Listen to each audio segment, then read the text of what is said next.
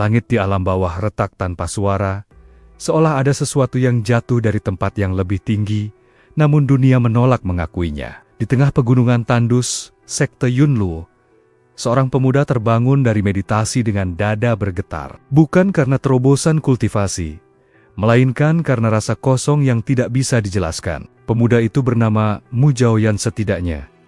Itulah nama yang masih ia gunakan di alam bawah. Ia membuka mata perlahan, dan sesaat dunia di sekitarnya tampak terlambat bereaksi. Seperti bayangan yang bergerak lebih lambat dari tubuh aslinya. Di sekelilingnya, formasi pelindung gua kultivasi bergetar. Batu-batu roh memudar menjadi abu. Seakan energi di dalamnya dihisap oleh sesuatu yang tak terlihat. Mu Jiaoyan mengernyit. Ini bukan pertama kalinya fenomena aneh terjadi di sekitarnya. Sejak kecil, setiap kali ia menuliskan namanya di jimat, tinta akan mengering sebelum membentuk huruf terakhir. Setiap kali guru sektenya memanggil namanya terlalu keras, suara itu seperti tertelan angin. Semua orang menganggapnya kebetulan hingga hari ini. Di aula utama sekte, para tetua berkumpul dengan wajah muram. Cermin takdir di tengah aula memantulkan cahaya buram, memperlihatkan satu bayangan manusia tanpa nama di atas kepalanya. Simbol itu seharusnya mustahil muncul. Ada murid yang namanya tidak tercatat, gumam tetua Luo dengan suara tercekat. Cermin takdir tidak bisa membaca asal-usulnya. Seorang murid mencoba bercanda untuk meredakan ketegangan, menyebut nama Mu Jiaoyan dengan nada mengejek. Namun sebelum tawa itu selesai, tubuhnya membeku. Matanya terbelalak kosong, lalu jatuh ke lantai seperti boneka tanpa jiwa. Aula berubah sunyi. Tidak ada darah, tidak ada luka. Hanya satu tubuh yang sudah kehilangan sesuatu yang lebih penting dari nyawa. Ingatan tentang detik terakhirnya perlahan memudar dari pikiran semua orang yang menyaksikan. Mu Jiaoyan berdiri di ambang pintu aula, wajahnya pucat. Ia tahu, entah bagaimana, kematian itu berhubungan dengannya. Bukan karena ia menyerang, melainkan karena namanya disebut. Sesuatu di dalam dirinya bergetar, seperti rantai tak kasat mata yang ditarik dari tempat yang sangat jauh. Di saat bersamaan, di suatu alam yang tak bisa dijangkau pikiran manusia, sebuah kitab raksasa bergetar hebat. Kitab itu tidak memiliki sampul, hanya halaman emas yang melayang di kehampaan. Di salah satu halaman kosong, bekas goresan samar muncul bekas nama yang telah dihapus dengan paksa. Di hadapan kitab tersebut, sesosok entitas membuka mata. Tidak ada wajah, hanya tekanan hukum yang membuat ruang runtuh di sekitarnya.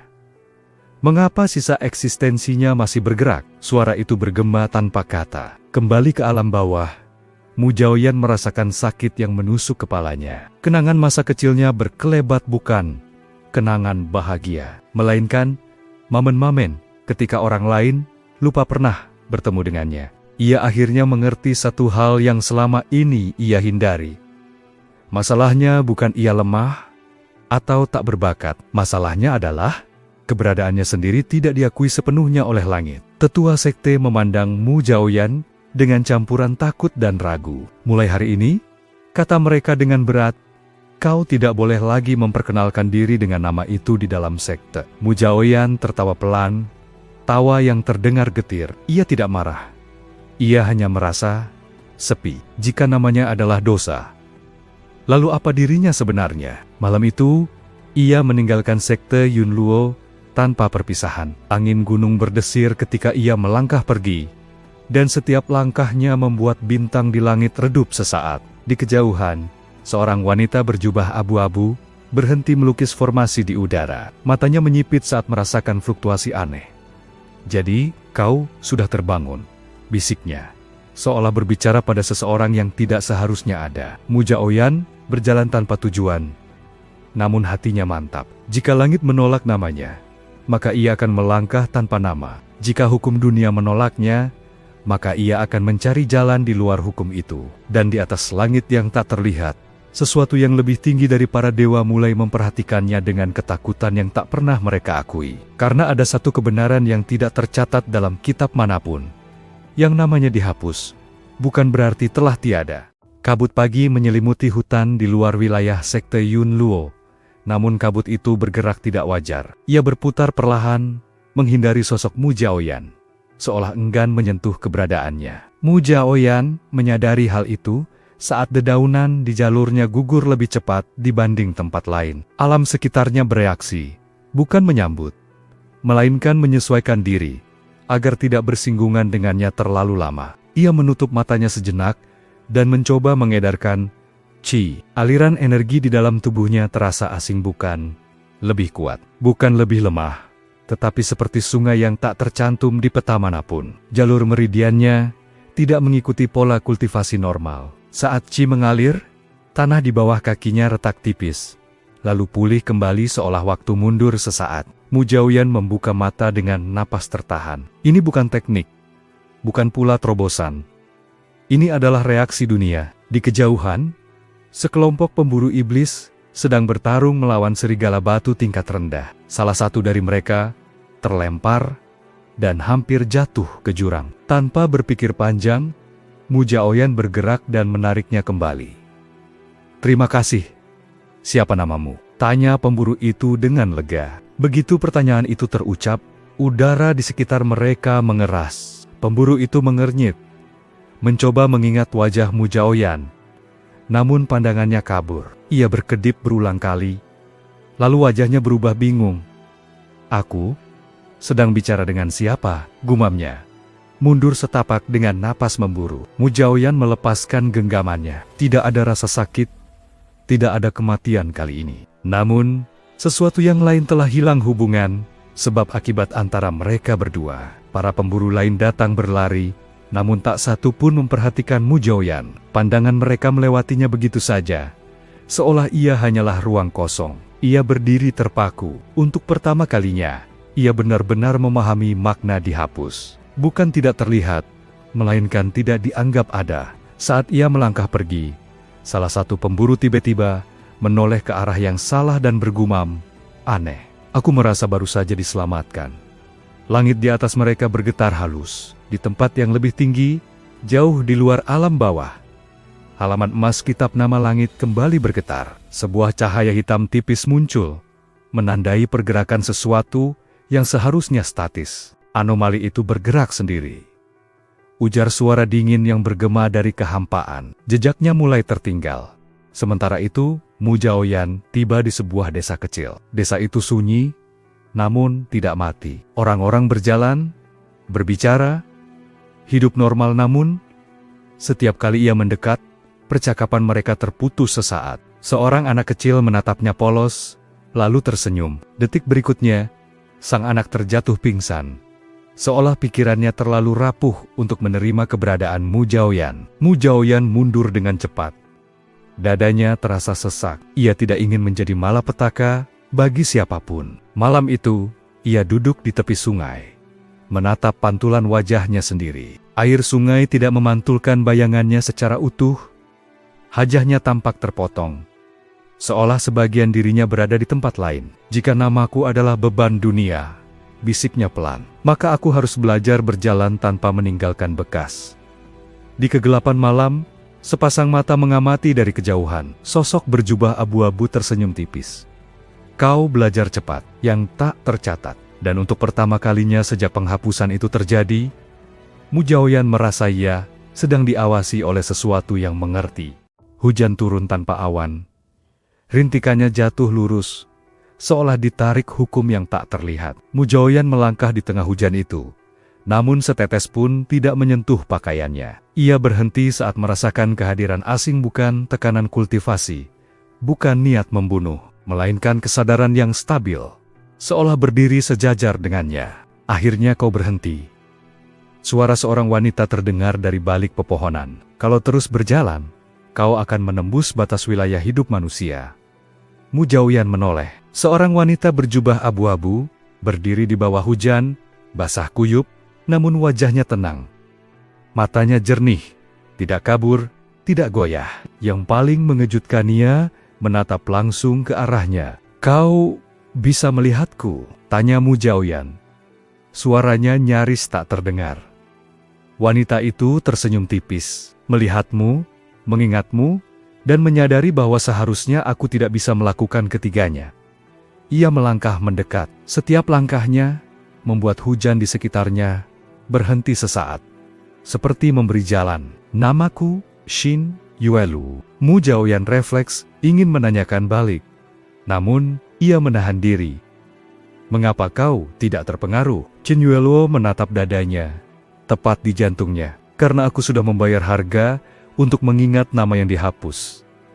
Ia mengangkat tangannya, memperlihatkan tanda bercahaya redup di pergelangan tangan sebuah simbol hukum yang retak. Sebagian ingatanku telah dikorbankan, masa laluku berlubang. Mu Zhaoyan terdiam. Untuk pertama kalinya, ada seseorang yang berbicara tentang penghapusan nama tanpa mati atau lupa. Kau bukan tanpa nama. Lanjut Qin Yueluo pelan. Namamu pernah terlalu berat untuk ditanggung alam atas. Langit bergemuruh pelan, seolah menolak pernyataan itu. Qin Yueluo mendengus kecil. Tenang saja. Tenang saja, mereka belum berani turun. Yu Zhaoyan mengepalkan tangan. Siapa mereka? Penjaga nama, eksekutor hukum, dan sesuatu yang lebih tinggi dari itu. Jawabnya, begitu keberadaanmu mulai mempengaruhi terlalu banyak variabel, mereka akan bergerak. Qin Yueluo menoleh ke arah langit yang tertutup awan. Kau sudah meninggalkan jejak hari ini. Sangat tipis. Tapi cukup. Mu Zhaoyan merasakan tekanan samar turun sesaat, lalu menghilang. Nalurinya berteriak bahaya. Apa yang harus kulakukan? Tanyanya akhirnya. Qin Yueluo menatapnya lama, seolah menimbang takdirnya. Belajar menyembunyikan eksistensimu, bukan dengan menghilang, tapi dengan mengganti cara dunia mengenalmu. Ia mengulurkan sebuah jimat kuno. Di atasnya tidak ada nama, hanya satu garis melengkung yang tak lengkap. Ini bukan jimat perlindungan, ini jangkar.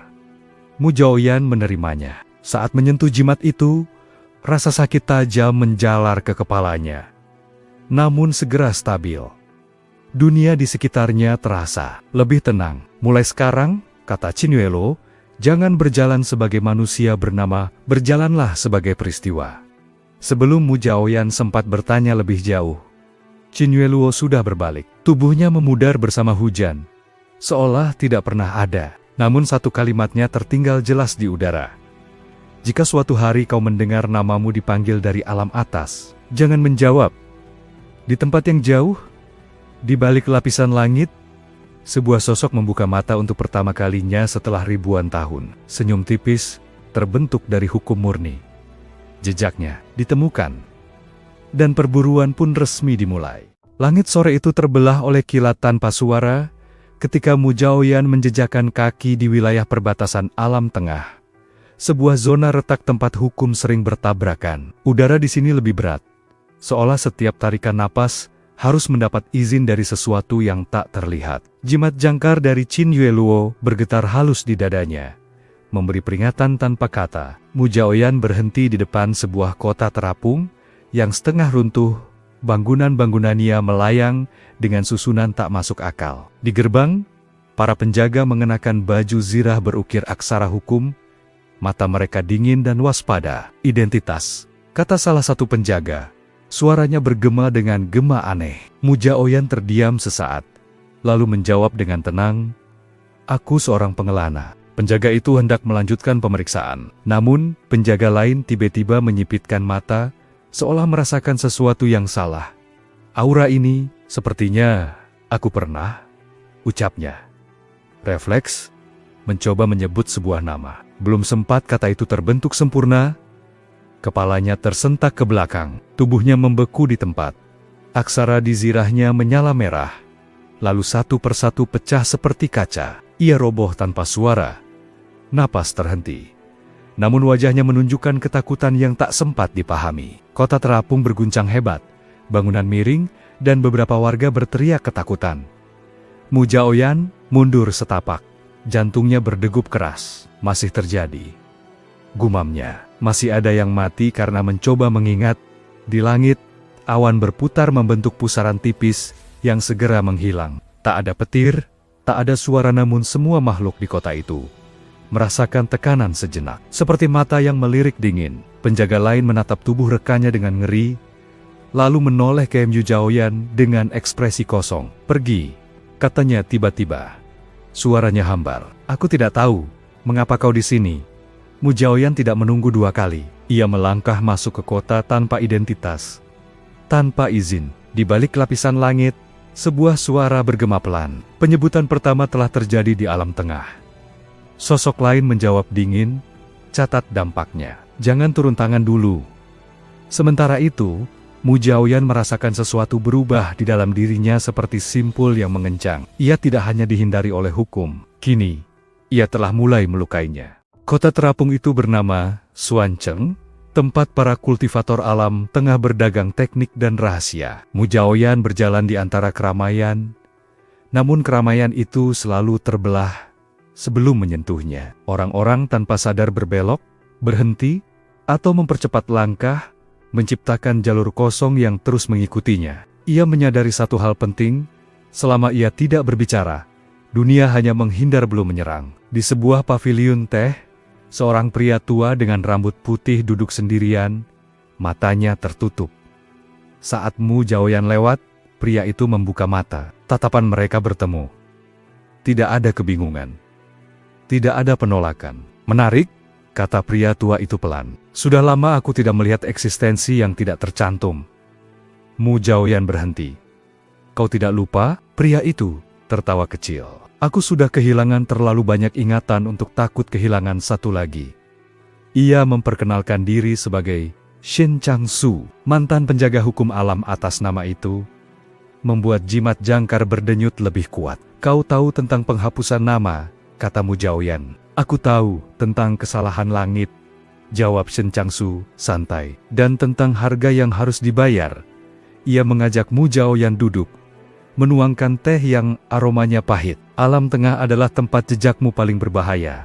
Lanjutnya, di sini, hukum cukup kuat untuk bereaksi, tapi belum cukup kuat untuk menghapusmu.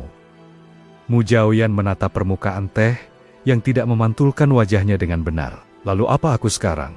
Tanyanya. Shen Changsu tersenyum tipis. Kau adalah variabel. Kata itu membuat udara di sekitar mereka bergetar samar. Selama ribuan tahun, langit membenci variabel, kata Shen Changsu. Karena variabel membuat hasil tak bisa dipastikan. Di kejauhan, lonceng kota berbunyi tanpa sebab. Beberapa kultivator menoleh bingung, merasakan kegelisahan tanpa tahu asalnya. Shen Changsu berdiri. Mulai sekarang, jika kau ingin bertahan, kau harus belajar satu hal. Apa itu? Cara menggunakan ketakutan langit sebagai jalan kultivasimu. Mu Jiaoyan mengepalkan tangan, merasakan denyut asing di nadinya. Di atas Xuancheng, bayangan tipis melintas di balik awan, sebuah bentuk yang tidak sepenuhnya turun, namun cukup dekat untuk mengamati. Perburuan belum dimulai secara terbuka, namun alam tengah kini telah menandai satu fakta yang tak bisa dihapus. Yang tak tercatat telah menjejakkan kaki. Malam di Xuancheng tidak pernah benar-benar gelap. Cahaya formasi kota berdenyut seperti nadi raksasa. Namun di sekitar Mu Jiaoyan, cahaya itu selalu meredup setengah tarikan napas. Shen Changsu berdiri di hadapannya di atap pavilion tinggi. Jubahnya berkibar tertiup angin yang tak menyentuh tubuh Mu Jiaoyan. Lupakan semua metode kultivasi yang kau kenal, kata Shen Changsu tanpa basa-basi. Karena satu-satunya jalan yang cocok bagimu adalah jalan yang tidak pernah dicatat. Mu Jiaoyan mengangkat pandangan. Dao tanpa nama, bukan teknik. Koreksi Shen Changsu, bukan pula aliran. Ini cara bertahan hidup. Ia mengangkat satu jari, dan udara di depannya retak seperti kaca. Setiap kultivator menapaki Dao dengan menuliskan eksistensinya pada dunia. Kau, kebalikannya. Kau harus menghapus diri sendiri dari setiap hasil. Mu Jiaoyan memejamkan mata. Ia merasakan jimat jangkar di dadanya mulai mencair, berubah menjadi aliran hangat yang menyatu dengan jantungnya. Langkah pertama, lanjut Shen Changsu, adalah berhenti dianggap sebagai penyebab. Shen Changsu melemparkan sebuah batu kecil ke arah Mu Jiaoyan. Refleks Mu Jiaoyan bergerak. Namun sebelum tangannya menyentuh batu itu, ruang di sekitarnya bergetar. Batu itu jatuh sendiri, seolah tertarik oleh tanah tanpa pernah disentuh. Shen Changsu tersenyum. Kau tidak menahan batu itu. Dunia yang menolak keterlibatanmu. Mu Jiaoyan membuka mata perlahan. Sensasinya aneh, ia bertindak, namun tidak tercatat sebagai pelaku. Aku mengerti, gumamnya. Aku tidak melawan hukum, aku menghindarinya. Di kejauhan, Formasi kota berdenyut kacau sesaat, lalu kembali stabil. Shen Changsu menoleh ke langit, mereka akan segera sadar. Pagi berikutnya, langit Xuancheng tidak memiliki warna, bukan kelabu, bukan hitam, melainkan kosong. Semua kultivator yang peka terhadap hukum merasakan tekanan berat, seolah dunia sedang menahan napas. Shen Changsu berdiri di tengah jalan utama, menatap ke atas tanpa gentar. Terlambat ribuan tahun, tapi akhirnya kau turun juga. Langit terbelah tanpa suara. Sesosok-sosok turun perlahan. Tubuhnya diselimuti aksara hukum yang bergerak seperti rantai. Wajahnya tampak manusia, namun matanya kosong, seolah hanya wadah bagi perintah. He Xuanyu, eksekutor kata.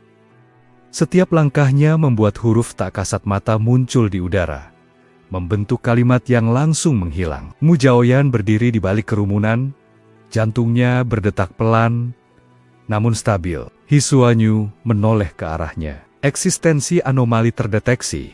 Suara itu bukan datang dari mulut, melainkan langsung dari hukum.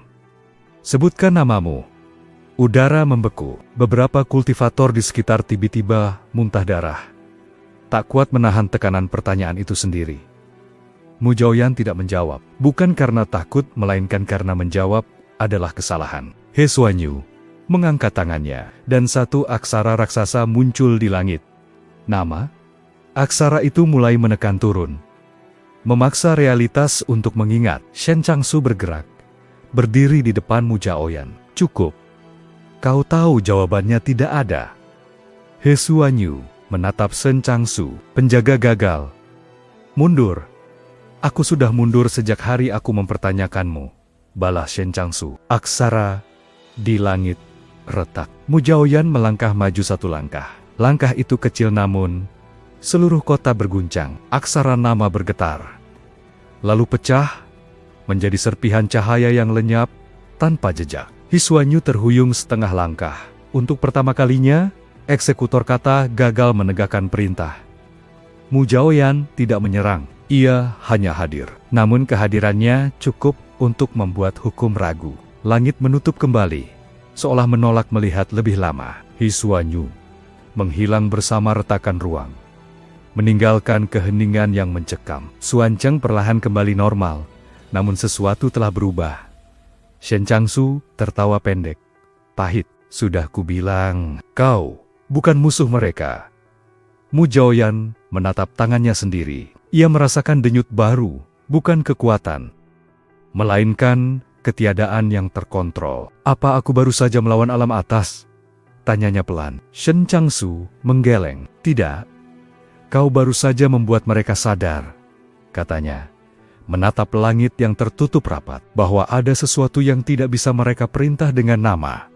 Dan itu, bagi langit, adalah awal dari ketakutan. Setelah kepergian He Xuanyu, Xuancheng tidak lagi sama. Formasi kota tetap berfungsi, pasar kembali ramai. Namun di lapisan yang lebih dalam, hukum bergetar tak stabil seperti luka yang dijahit terburu-buru. Mu Jiaoyan berdiri di tepi balkon batu, memandang kehampaan di balik kota terapung. Di sana, ruang tampak lebih gelap, lebih dalam. Kau mulai menarik makhluk yang seharusnya tidak berada di alam tengah, kata Shen Changsu dari belakang. Bukan penjaga, bukan eksekutor. Lalu apa?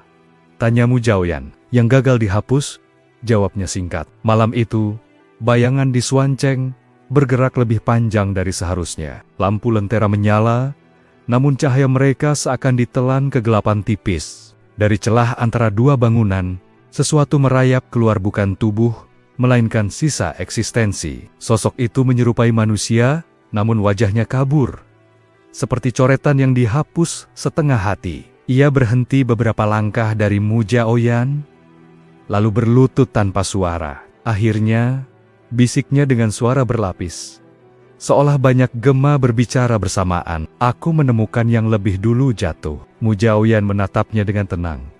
Siapa kau? Bayangan itu mengangkat kepala perlahan. Namaku hampir tidak ada. Ia terkekeh. Mereka memanggilku Lu Feiyan. Udara bergetar samar, namun tidak terjadi reaksi fatal. Nama itu tidak sepenuhnya dihapus, hanya rusak. Aku pernah tercatat, Lanjut Lu Feiyan, lalu aku mempertanyakan satu keputusan kecil. Mereka menghapus setengah dari namaku, setengah dari hidupku. Ia berdiri. Bayangannya menyatu dengan dinding. Sejak itu, aku hidup di celah. Tidak cukup nyata untuk dihukum, tidak cukup hilang untuk bebas. Mu Zhaoyan merasakan resonansi aneh di dadanya. Keberadaan mereka saling mengenali. Kau berbeda, kata Lu Feiyan menatapnya dalam-dalam. Kau bukan setengah. Kau, di luar, daftar. Shen Changsu menghela napas pelan. Aku tahu kau akan muncul cepat atau lambat. Lu Feiyan tersenyum tipis. Dan aku tahu kau masih hidup. Penjaga gagal, malam itu. 3 eksistensi yang tidak seharusnya berada di satu tempat, berdiri bersama dan alam, tengah menahan napas. Kehadiran Lu Feiyan membawa dampak langsung. Keesokan harinya, beberapa catatan sejarah, Xuancheng berubah sendiri. Nama-nama tercoret, peristiwa bergeser tanggalnya, dan satu kemenangan lama tiba-tiba tidak memiliki pelaku. Para penulis hukum panik. Ini bukan penghapusan, gumam Shen Changsu saat memeriksa gulungan yang berubah. Ini kontaminasi. Mu Zhaoyan menatap catatan kosong itu. Karena kau terlalu dekat dengan sistem yang mereka lindungi. Jawab Shen Changsu, dan sistem itu tidak tahu bagaimana membersihkanmu. Lu Feiyan tertawa lirih. Biasanya, mereka menghapus, tapi kau membuat penghapusan gagal. Langit di atas Xuancheng kembali berdenyut, lebih kuat dari sebelumnya. Namun kali ini, bukan 1. 3 tekanan turun bersamaan. Mu Zhaoyan mengangkat kepala. Penegak lain, Shen Changsu mengangguk. Bukan untuk bertarung, untuk mengamati. Di balik awan, siluet samar muncul. Masing-masing memancarkan jenis hukum yang berbeda. 1 membawa tekanan ingatan yang menusuk. 1 membawa rasa bersalah yang tak berasal dari diri sendiri. 1 membawa keputusan yang sudah ditetapkan sebelum pertanyaan diajukan. Lu Feiyan mundur setengah langkah. Mereka serius sekarang. Mu Zhaoyan menutup mata, mengingat ajaran Shen Changsu. Bukan sebab, bukan hasil. Ia melangkah maju tanpa niat, tanpa tujuan tercatat. Udara di sekitarnya bergeser. 3 tekanan itu saling bertabrakan. Bingung menentukan titik sasaran. Di langit, suara dingin bergema pelan, tidak ditujukan pada siapapun. Namun, semua mendengarnya. Eksistensi tanpa nama telah menciptakan jejak yang tidak bisa dihapus. Kesimpulan, observasi ditingkatkan. Eliminasi ditunda. Tekanan itu menghilang. Xuancheng selamat untuk saat ini. Lu Feiyan menatap Mu Zhaoyan dengan ekspresi. Zhang nyaris kagum. Kau tahu apa artinya ini? Mu Zhaoyan membuka mata. Aku bukan hanya lolos. Ia menatap langit yang kembali tenang. Aku sudah menjadi masalah permanen. Shen Changsu tersenyum pahit. Dan bagi alam atas, tidak ada yang lebih berbahaya. Sambung Lu Feiyan, daripada kesalahan yang tidak bisa diperbaiki.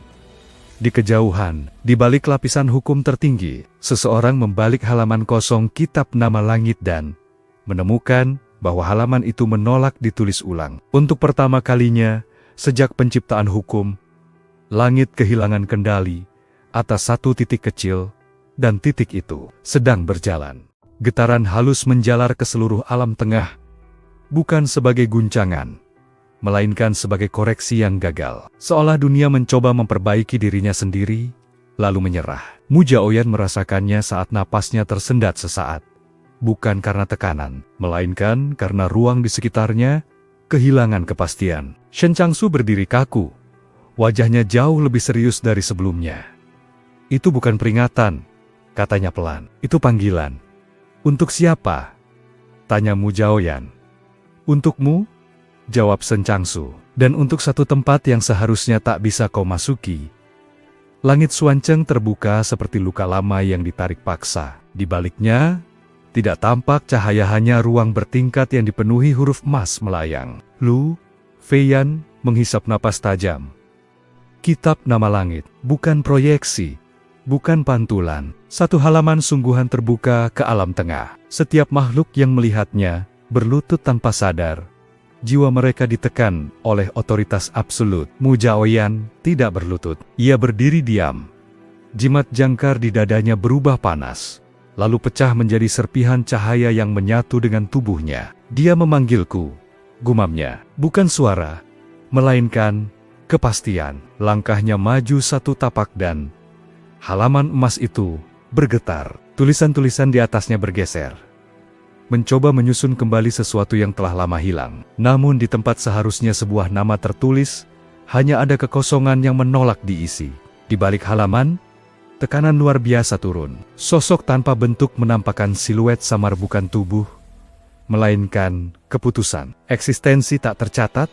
Suara itu bergema langsung dihukum. Kembalilah ke ketiadaan.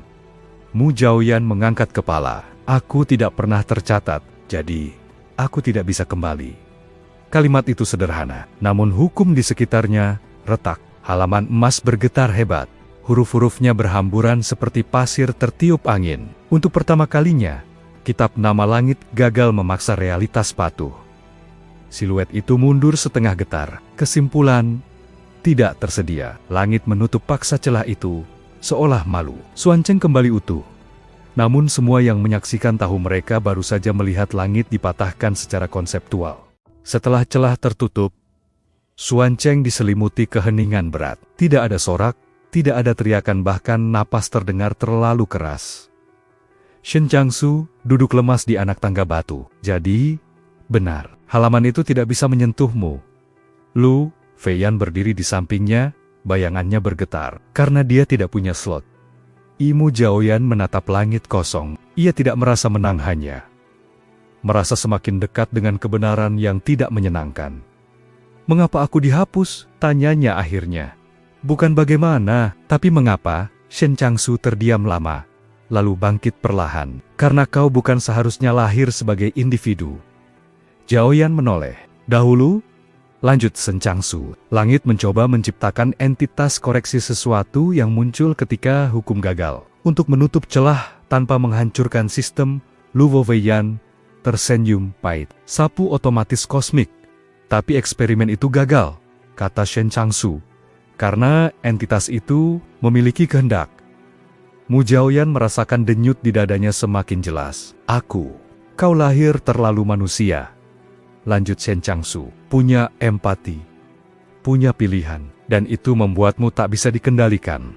Langit tidak membunuhmu, langit menyangkal identitasmu, berharap kau akan runtuh sendiri. Namun, kau bertahan, kata Luo Pelan. Dan sekarang, kau bukan koreksi. Mu Zhaoyan mengepalkan tangan. Lalu apa aku sekarang? Shen Changsu menatapnya lurus. Kau adalah bukti bahwa hukum bisa salah. Kalimat itu membuat udara bergetar. Di kejauhan, di balik lapisan tertinggi alam atas, sebuah sosok akhirnya berdiri dari singgasananya. Wajahnya tak terlihat. Namun, tekanan yang terpancar membuat ribuan aksara hukum berlutut bersamaan. Tai Mingzhen, penjaga kitab nama langit, eksperimen telah melampaui batas toleransi. Suaranya bergema tenang. Jika dibiarkan, sistem akan runtuh. Ia mengangkat tangannya. Mulai sekarang, observasi dihentikan. Di hadapannya, 3 simbol menyala bersamaan, eliminasi disetujui. Dan jauh di bawah, Mu Zhaoyan merasakan sesuatu yang belum pernah ia rasakan sebelumnya. Bukan penolakan, bukan penghapusan, melainkan niat membunuh dari langit itu sendiri. Langit Xuancheng kembali berubah warna.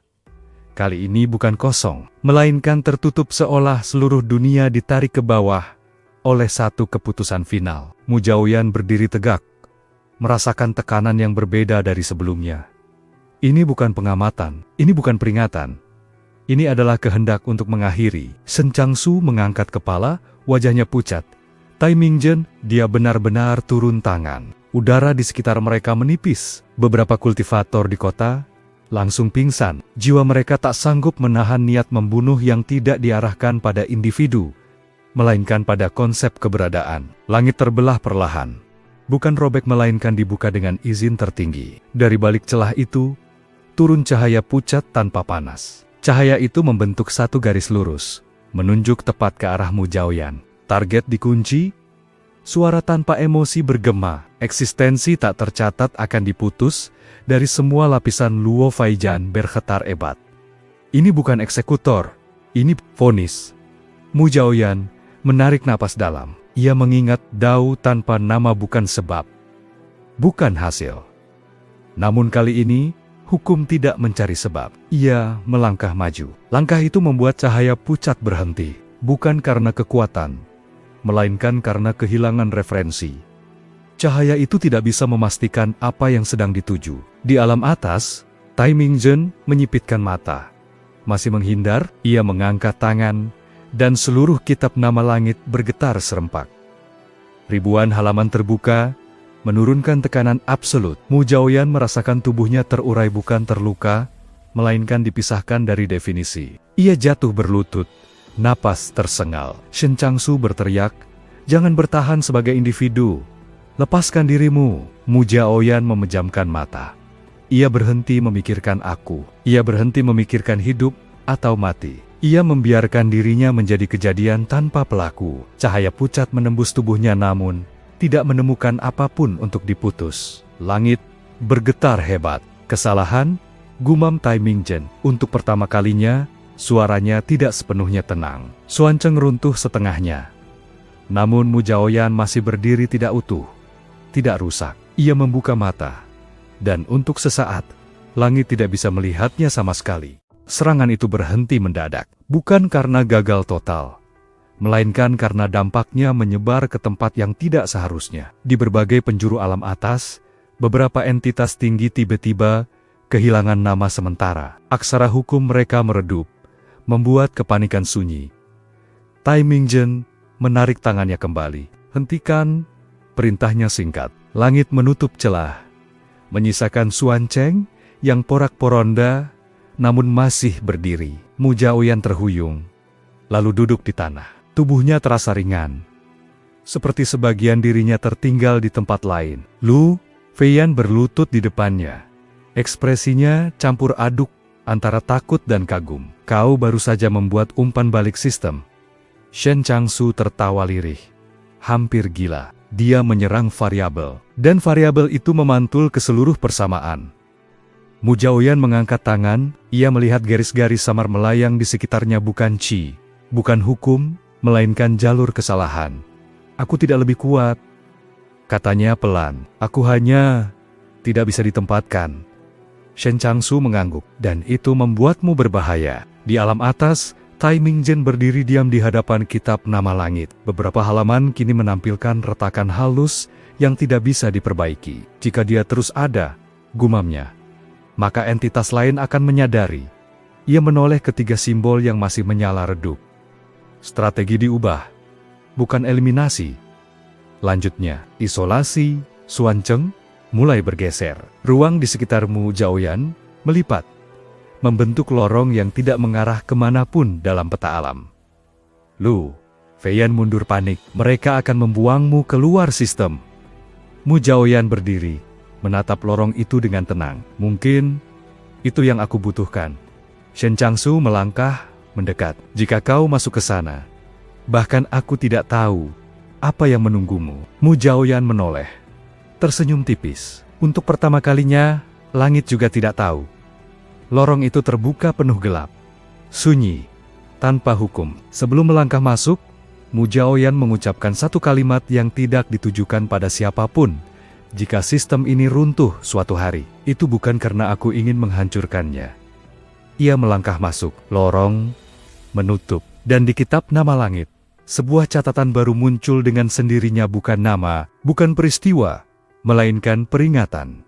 Kesalahan telah keluar dari batas pengendalian. Tai Mingzhen menatap tulisan itu lama, lalu perlahan mengepalkan tangan. "Kalau begitu," katanya dingin, "kita akan lihat apakah dunia bisa hidup tanpa sistem." Dan untuk pertama kalinya, bahkan penjaga kitab pun tidak yakin dengan jawabannya. Lorong itu tidak memiliki arah. Mu Zhaoyan melangkah, namun tidak bergerak. Ia berhenti, namun merasa telah melewati jarak yang tak terhingga. Di sini, konsep perjalanan tidak tercatat.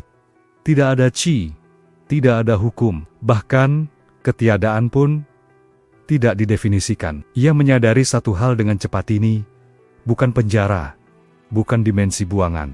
Ini adalah ruang sisa, tempat segala hal yang tidak cocok dengan sistem dibuang tanpa diproses. Di kejauhan, Sesuatu berdenyut. Bukan cahaya, bukan bayangan, melainkan kemungkinan murni. Mu Zhaoyan mendekat. Dan semakin ia mendekat, semakin banyak bentuk yang muncul. Potongan dunia yang gagal, hukum yang tidak selesai ditulis. Nama-nama yang sempat ada, lalu dihapus total. Ia melihat entitas yang bahkan Lu Feiyan tak pernah jumpai, makhluk yang tak pernah sempat menjadi. Jadi kau yang lolos. Bisik, banyak suara sekaligus. Bukan dari satu arah, melainkan dari eksistensi itu sendiri. Mu Zhaoyan tidak menjawab dengan kata-kata. Ia hanya berdiri, dan untuk pertama kalinya, kehadirannya tidak ditolak. Di sini, lanjut suara-suara itu, kami tidak butuh nama. Tidak butuh peran, tidak butuh izin. Mu Zhaoyan merasakan sesuatu bergerak di dalam dirinya, bukan kekuatan, melainkan keselarasan. Ia akhirnya mengerti. Dao tanpa nama bukan jalan bertahan, itu adalah jalan pulang. Di alam atas, kitab nama langit bergetar tanpa sebab. Halaman-halaman kosong mulai menampilkan bayangan samar, bukan tulisan, melainkan jejak eksistensi tanpa label. Tai Mingzhen menatapnya dengan wajah muram. Dia tidak runtuh. Untuk pertama kalinya, ia menyadari kesalahan fatal. Dengan membuang Mu Zhaoyan keluar sistem, langit justru kehilangan satu-satunya penghalang alami terhadap kekacauan absolut. Di ruang sisa itu, Mu Zhaoyan membuka mata sepenuhnya, dan dunia tanpa nama menyambutnya. Mu Zhaoyan kembali, bukan dengan cara turun. Ia muncul, tidak ada retakan langit, tidak ada cahaya ilahi, hanya satu fakta baru yang tiba-tiba ada di alam atas. Sebuah titik yang tidak bisa diukur. Para penegak nama langit langsung bereaksi. Aksara hukum menyala. Formasi absolut terbentuk, namun semuanya berhenti di satu jarak tertentu. Seolah menabrak dinding tak terlihat. Tai Mingzhen berdiri di depan kitab nama langit, menatap titik itu dengan ketenangan yang dipaksakan. Kau kembali, katanya. Tanpa izin, Mu Zhaoyan tidak menjawab dari satu arah. Suaranya terdengar dari antara sebab dan akibat. Aku tidak kembali, ucapnya tenang. Aku hanya tidak pergi.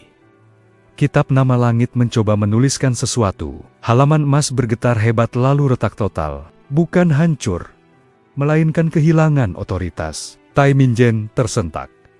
Kau akan menghancurkan sistem ini. Mu Zhaoyan akhirnya menampakkan wujud, bukan tubuh, melainkan kehadiran yang bisa dipahami. Aku tidak perlu menghancurkannya, katanya. Sistem yang membutuhkan penghapusan untuk bertahan akan runtuh sendiri. Langit berguncang, beberapa hukum runtuh, namun dunia tidak musnah. Justru sebaliknya, beberapa makhluk yang selama ini ditekan oleh nama, garis keturunan, dan takdir bernapas lebih bebas. Tai Mingzhen menatap kitab yang kini bisu. Kalau begitu, apa kau sekarang? Mu Zhaoyan terdiam sejenak, lalu ia menjawab dengan jujur. Aku bukan dewa, bukan iblis, bukan koreksi. Ia menatap langit yang tak lagi absolut. Aku adalah bukti bahwa eksistensi tidak membutuhkan izin. Tekanan menghilang, kitab nama langit menutup dengan sendirinya. Tak lagi berani terbuka tanpa konsekuensi. Di seluruh alam, satu hukum baru terbentuk tanpa diumumkan, tanpa ditulis.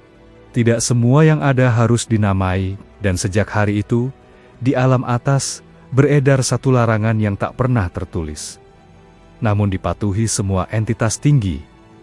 Jangan pernah mencoba menyebut namanya, karena setiap kali seseorang mencoba mengingat siapa dia sebenarnya, langitlah yang pertama kali merasa takut.